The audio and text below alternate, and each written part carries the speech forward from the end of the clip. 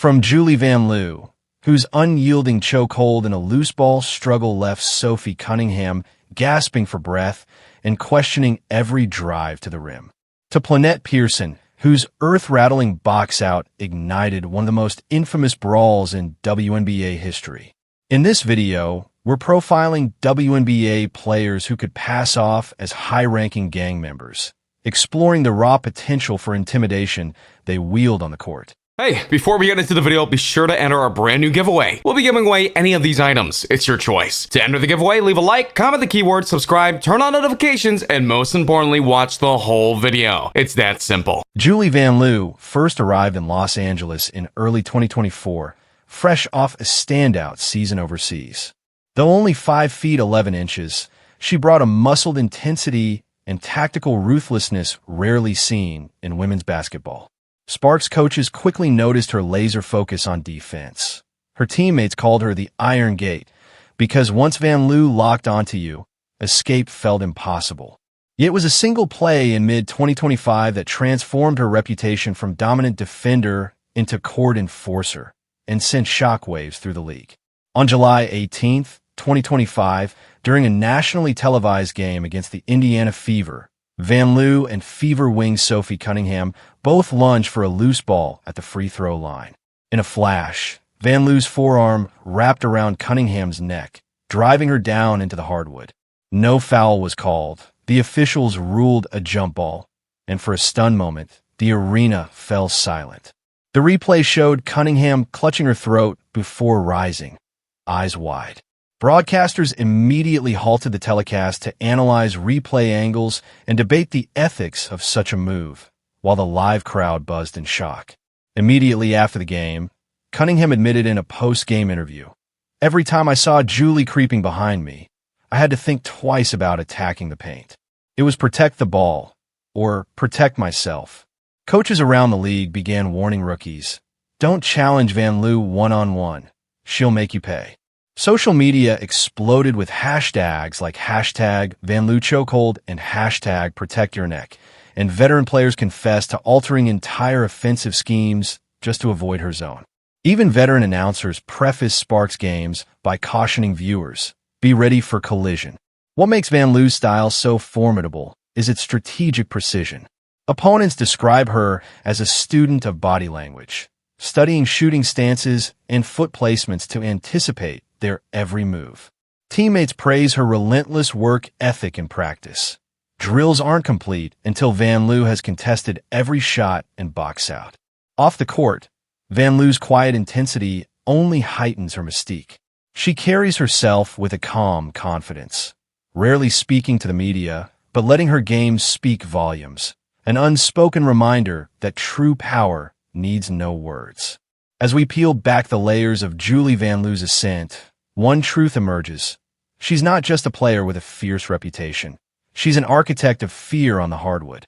By combining tactical savvy with bone-crushing force, Vanloo embodies the kind of raw authority you might expect from a high-ranking street figure.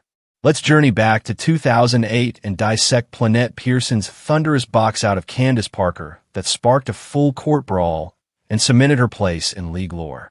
Plenette Pierson stormed into the WNBA in 2002 as a third-round pick for the Detroit Shock, but it wasn't her draft position that cemented her legend.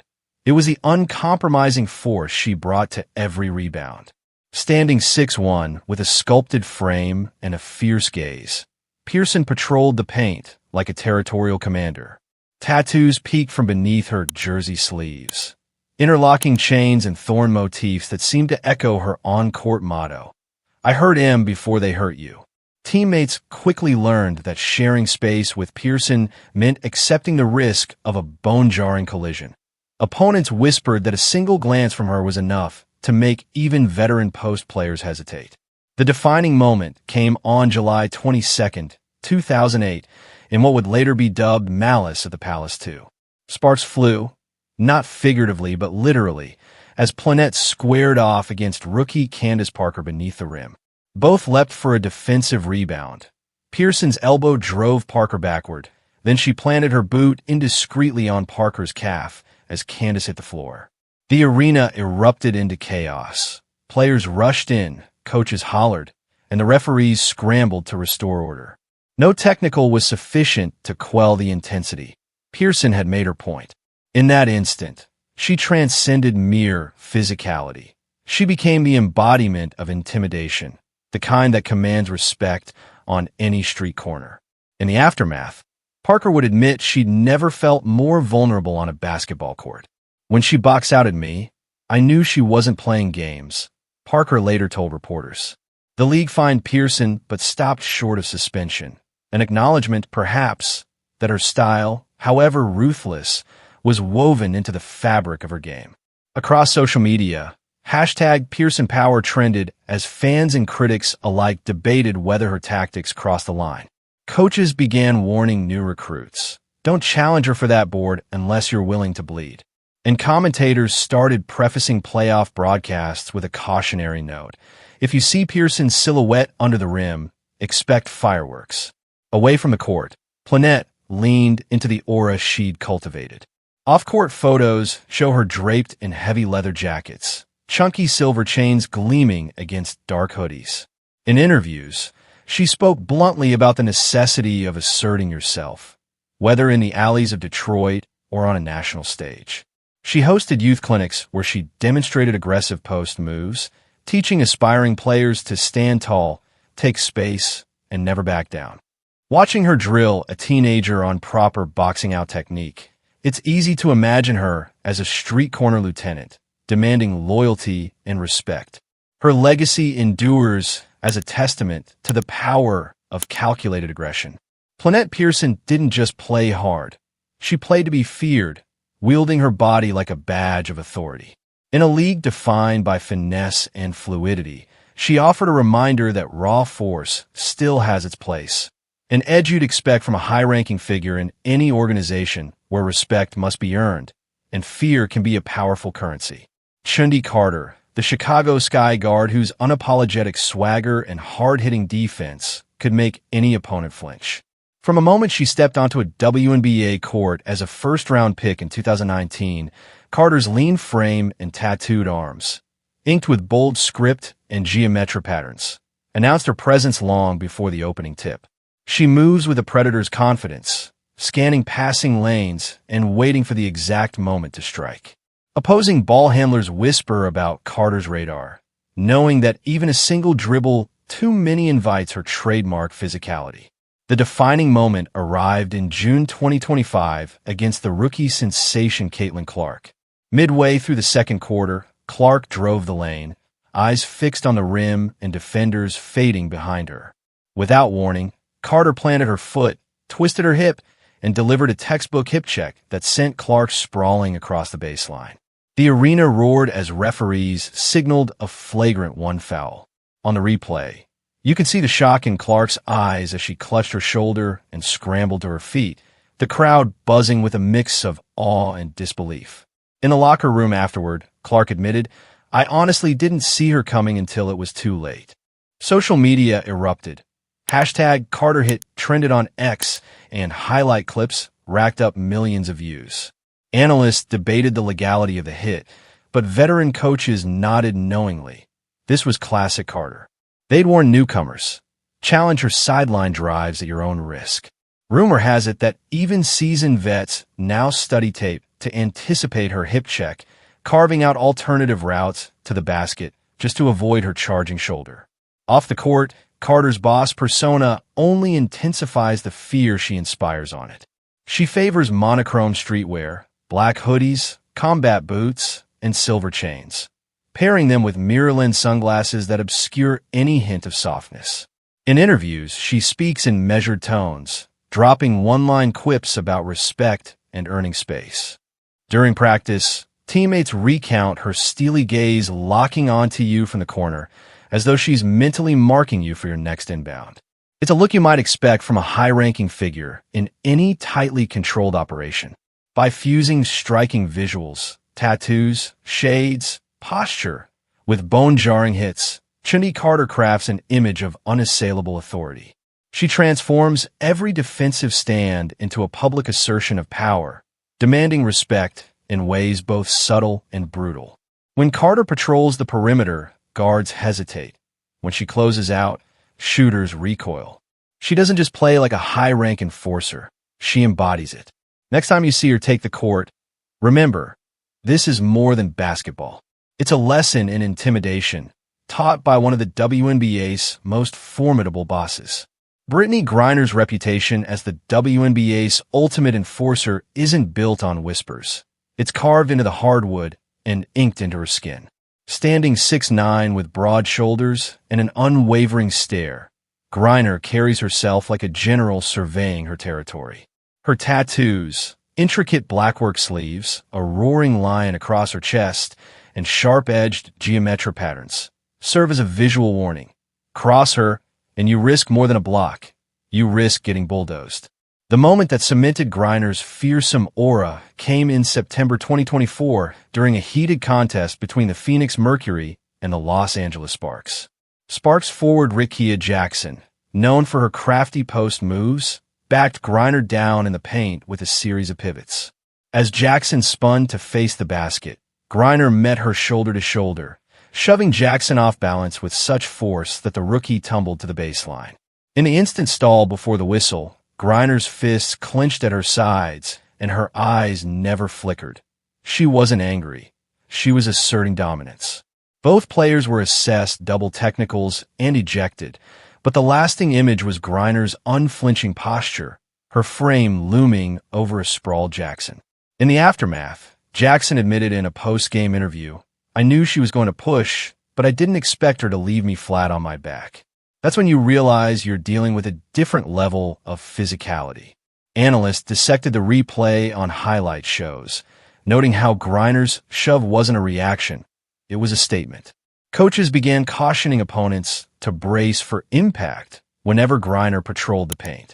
Social media lit up with hashtag #GrinerSmash and hashtag #RespectTheTower, and veterans confessed they'd alter their offensive sets rather than test her strength head-on. What makes Griner's brand of intimidation so formidable is its consistency. From her freshman year at Baylor to her championship runs with Phoenix, she's honed her defensive arsenal into a nearly unstoppable force. Teammates describe practice as a gauntlet.